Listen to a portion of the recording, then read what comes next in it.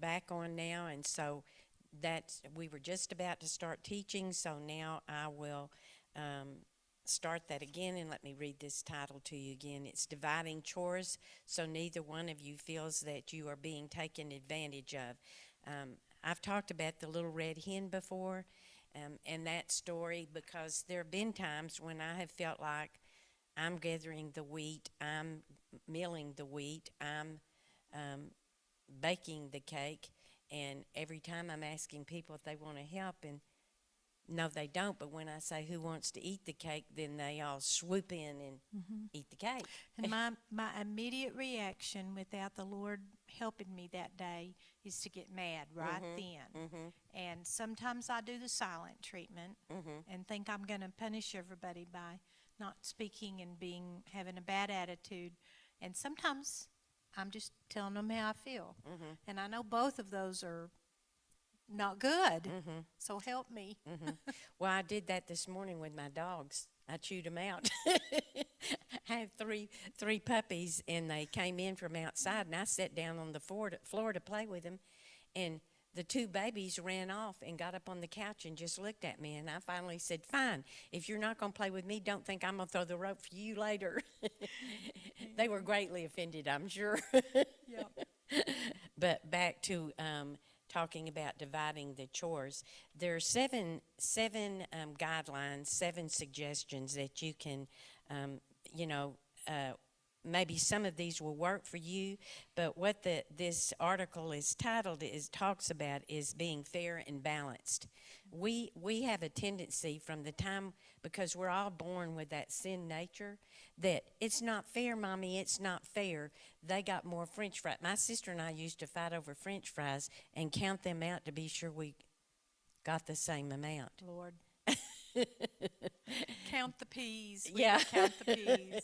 Well, she would pick us up from school and take us to get a Coke, and she'd get one order of French fries, and we'd be trying to eat them as fast as we could, so she finally had to count out the French fries. So we would get the same amount, and she would eat. If we were off one, she would, I guess, eat it. But anyway, fair and balanced. And we grow up, and we still want things to be fair. And, I've said this to my kids many times, but life isn't fair. It just isn't. And you can't go by, that's not fair, she got more, or I did more, and they didn't do this. And, things aren't always going to be balanced. I think about on a seesaw. If you get on a seesaw with your husband, they're going to take you down. No, they're going to take you up, and they're going to go down. And so there isn't a balance there. But I think the key to this is that we need to treat each other with kindness, dignity, and respect. And, the golden rule, we need to love one another. We need to think what it isn't about being fair and about being balanced. It's about, what works in your family. And I'm going to start this. I thought about this when I was praying this morning. If something works in your family and it doesn't violate the Word of God, who am I or you or anybody to say that's not right, that's not how it's supposed to be?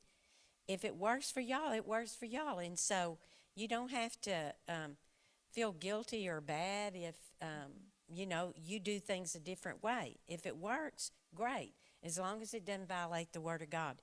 Years ago, I counseled a couple that did premarital counseling with them, and I talked about chores. How are y'all going to divide up your responsibilities in the home, because you both work outside the home? I was very surprised, and this couple is still married and has children, and it works for them. But he quickly responded, I take care of the outside, she takes care of everything inside. And I was trying to keep a straight face. And I said, so what if a light bulb goes out in the ceiling? Well, that's inside. So she takes care of it. I take care of outside. And I was thinking, run, Forrest, run. But you know what? It has worked for them. And probably, and more than likely, he figured out that policy wasn't going to work. And I did talk about some things there, because I think it's inside and outside. But if it works for them that outside is him and inside is her, that's my example. So let's just not criticize and judge other people for what works in their lives. Here's the first one, and it's to think positively. Most husbands and wives enter into marriage expecting to share the load to some degree, but you get into the load, and sometimes, you know, especially those first few years. There are no kids in a lot of marriages when they get started, unless it's a second marriage or something. But who takes out the trash? Who locks the doors? Who, you know, there's so many who's. And I think it's important that if there's something that's important to you, I will still go to Eddie sometimes and say, I know this doesn't matter to you, but I'm telling you, this is important to me. You hurt me when you do this. And when he knows that, then he can do something about it. We as wives think our husbands should be as intuitive and as wise as women are. And we're not, and they're not. And so if there's something, you know, I think, you know, we have been, like she was talking about the spoons earlier. Our last house we lived in 17 years. And for 17 years, the deposit slip stayed in the same place. And for 17 years, my husband would say, where does this deposit slip go? And all of this stuff would be rushing through my brain. Sometimes it rushed out of my mouth. Sometimes I said, just put it down and I'll put it up. But if we don't say what we need and want, then shame on us. In any area of your marriage, from sex, if I'm not supposed to say that, to anything else, we need to be willing to sit down and have these conversations. And today we're talking about chores.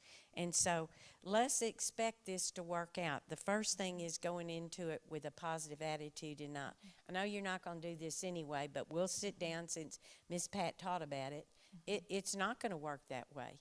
So let's go into it saying, let's talk tonight and be thinking about today how we can divide up our chores, and so we can have some semblance of fairness and balance, you know. And the second one is to consider the rewards. Husbands and wives who work outside the home are now, a lot of husbands and wives are working at home, and it's everybody together at home. Whatever the chores are, we need to have the time to do them, and we need to figure out how we're going to do them. And the reward is that if we work together, and, you know, we tell our kids this, everybody clean up, let's all clean up together. See, now you have time to go get an ice cream or whatever. It's the same thing with husbands. Maybe we need to start singing, clean up, let's get our chores, and then we can watch a movie together, or we can go for a walk together. But there are benefits to working together as a team to get things done. So the first one is to think positive. The second one is to consider the rewards of, we all get it done, then we all have time, you know. That's really good. Because a lot of times it's like, you never sit down to me, with me, you never talk to me. Well, you're in here doing whatever, and I'm in here doing whatever. And so by the time we finish, whoever thinks they've got the bigger load or whatever, they're not interested in talking to you. So let's work together. You know, let's work together. The third one is to consideration of what your giftings are, what you're strong at. In our marriage, I never learned how to iron, and I do iron now. But when we first got married, my husband, they starched their clothes in the washer, and his shirts came out stiff as a board, and I didn't know how to iron cardboard, and he did. And so guess what? 53 years later, we put a sheet down, or he does, or he's supposed to, let me put it that way, then the ironing board, and then his iron and his shirts, and he sprays starches all over them to get his stiff shirts. And then I told y'all not long ago, I have my own hidden iron and hidden ironing board, so I don't have starch all over the thing. But that's something, he's better at ironing. Justin Lucio, he does the ironing in their home because he likes to do ironing. That's something he's good at. And so this is to consider what your giftings are rather than emphasizing men jobs and women jobs. That's exactly right. Yeah, because ironing would be considered a woman's job, but my man is a good ironer. Well, you need to capitalize too. And when your mate shows an interest in doing something in the house, whether it's cooking or cleaning or picking up, compliment them on it. That goes like 5,000 times more than correcting them on it, and doing it the way that you want it to be done. It's so hard. I'm a melancholy personality, so everything has an order and everything has a way, and I'm not. It's hard for me to budge out of that, but I have learned that the result is so much better if I just let him do it the way he wants to do it. I let him put the dishes up where they want to go, and usually what happens, a cupboard becomes a mess because of that, and he'll ask me about it, and I'll say, why don't we try this, So be a diplomat That's a in good that point. arena and pick your battles, because it's, we've taught so strong about building up our child's self-esteem. Right now, where you're at right now, in a home where either your husband is stressed out for one reason or another, he does not need to be at home getting griped at and being torn down because he's not doing things the right way. Absolutely. Of course, it goes vice versa too, but it's so important to pick your battles in that. And if everything isn't perfect, that you just need to put a check by that you did not gripe about it, because being perfectionist at this time of our, with the stay at home and the teaching at home, that doesn't really fly very well. No, it doesn't. So instead of looking at these chores, you need to consider everybody's giftings more than That's you do right. the gender. I like Not that. that's a man's job and that's a woman's job. And they're saying here that rather than doing that, think about what you're good at. Chores, talk about the jobs which you enjoy doing or you don't mind doing. You might not enjoy cleaning the commode, but maybe you don't mind it. That kind of a thing. What do you have a knack for, and which things would you prefer not to do? If there's something that, for me, right now, it's not good for me with my shoulder to vacuum. I've tried vacuuming with my left arm, and that vacuum's just like a snake. And so if there are things that you would prefer to do, there are things you're better at, there are things I absolutely there are people that can't change a dirty diaper. They throw up, they get sick. Well, then somebody needs to be able to. I.e. Julie Richardson. Yes. Oh, yeah. Anyway, instead of doing that's a man's job, so get it done, that's a woman's job, so get it done. The home is more the woman's domain normally, and so we need to ask our husbands, what are you willing to do? What do you feel like you would be good at, or at least you don't hate doing? So I can have more time with you and be less worn out and less stressed if we are on board on the same team here. So the fourth one is allow for exceptions. Sometimes, we've got this plan, but sometimes you just get up. There are days that we get up. I've asked you this before. I was about to ask again, but I know. And you just feel angry and you don't even know why. Or you're frustrated and you don't even know why. And you're just not going to get much done today. And what you touched on a minute ago about husbands, a lot of guys have been that laid off or their salaries cut back, and there's so much stress right now. Guys, we need to work very hard at eliminating the stress, or at least taking it down 50 notches. And so we need to be working together, but allow for exceptions. Sometimes you may be too busy to get something done. Maybe Wednesday the laundry's supposed to be done and it's your job and you didn't get it done. Well, but there was all this other stuff going on. We need to have grace. We need to be a team, and we need to have grace. So allow for exceptions. Maybe it's your job, but this week let me help you because I know you don't feel good anyway.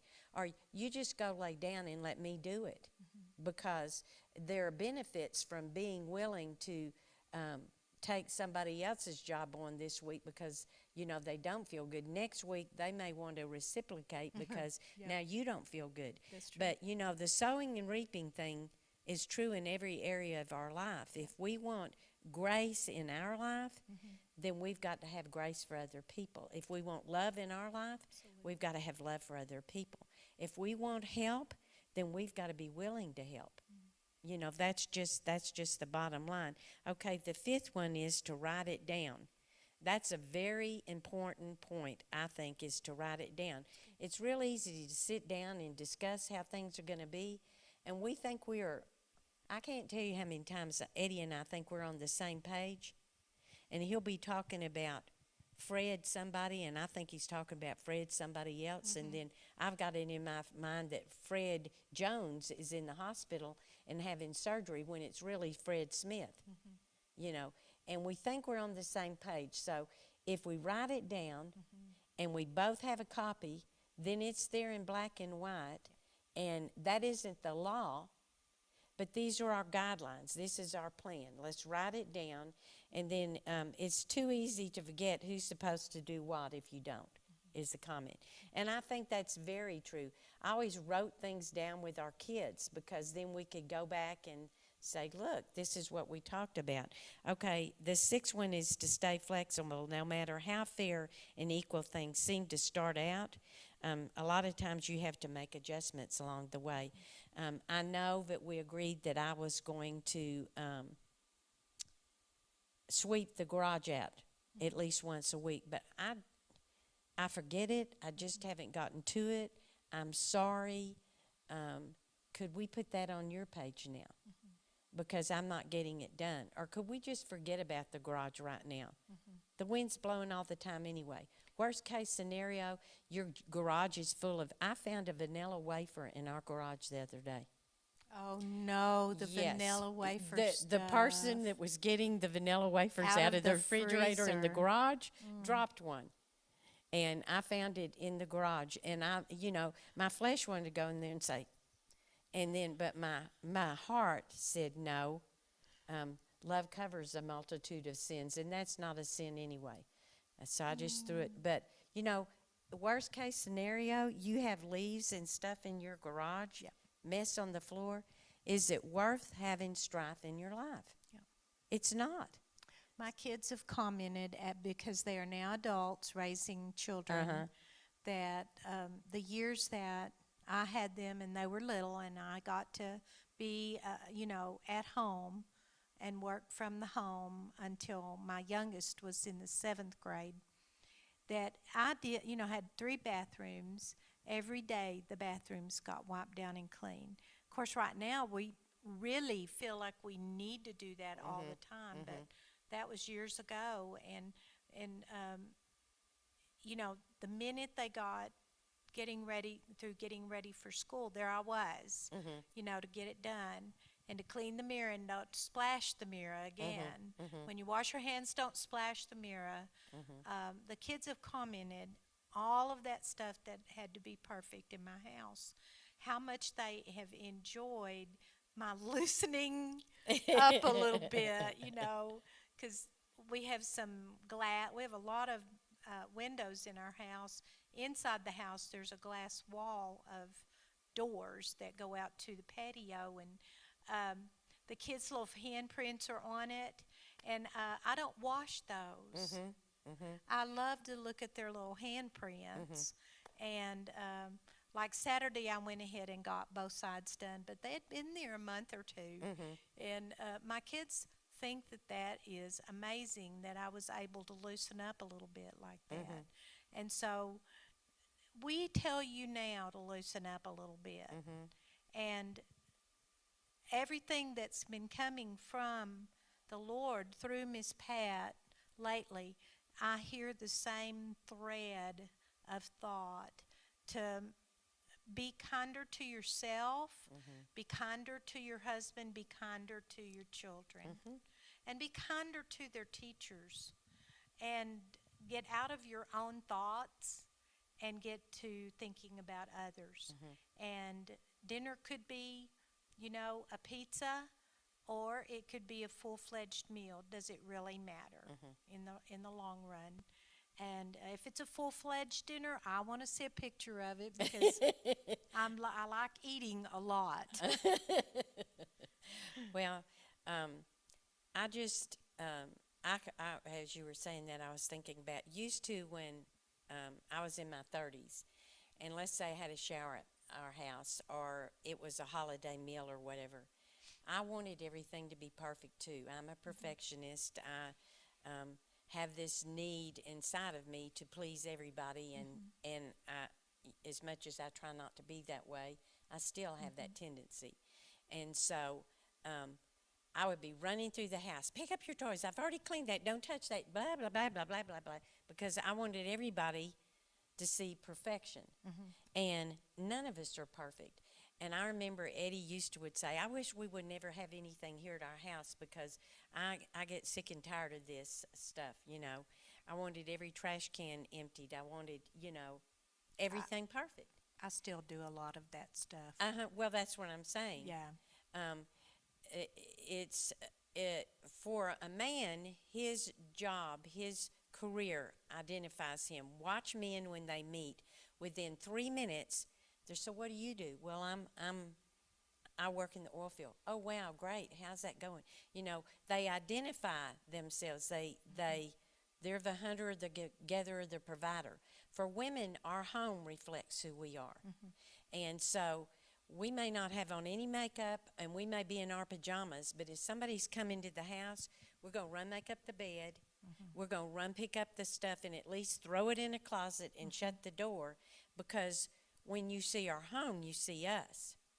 And we want you to see us as perfect, even though we're not, and neither are you.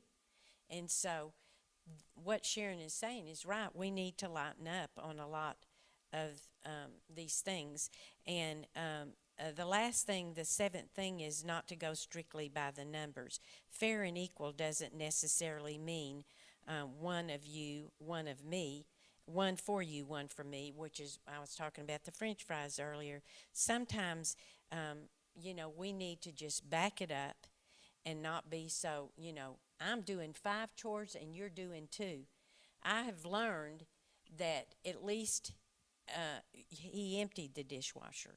When my husband empties the dishwasher, I have to play hide and seek. Yep. For a while. Me too. But I say to myself while I'm looking for whatever I can't find, at least he emptied the dishwasher. At least he emptied the dishwasher. Thank God I get to clean this peanut butter up because I have my husband here with me. There are people today that don't. And we just need to flip that switch in ourselves, guys, men and women, because we're all have that basic sin nature. And we need to find a heart of gratitude instead of a heart of complaining. And have, instead of no fair, I'm doing this and you're only doing this. We need to be grateful for all the things we do have. And the last thing that I wrote down here about this is there's so many rewards from working together. The Bible says where there's strife, there's every evil work. There's strife in every home right now, including ours, because we don't know, we're on shaky ground. We thought we had a foundation here, and we do, of the Word and of God, but in the natural, I was telling the guys earlier, I go to the grocery store for 3 things, and I see toilet tissue or paper towels or meat or something, and I end up spending a whole lot more money than I intended and having a full cart because we're so unsure of all this stuff that Right. is going on and all. But we need to realize, this is what I wrote down, was the bottom line is you're a team. You're a team, and you need to work at being on the same team and not on the opposite team. You know, you and your spouse are a team, and you need to work at working together because the devil will do everything he can to put you on opposing teams. And your kids need to see you be a team, and not just your kids, but the people who know you, who live around you,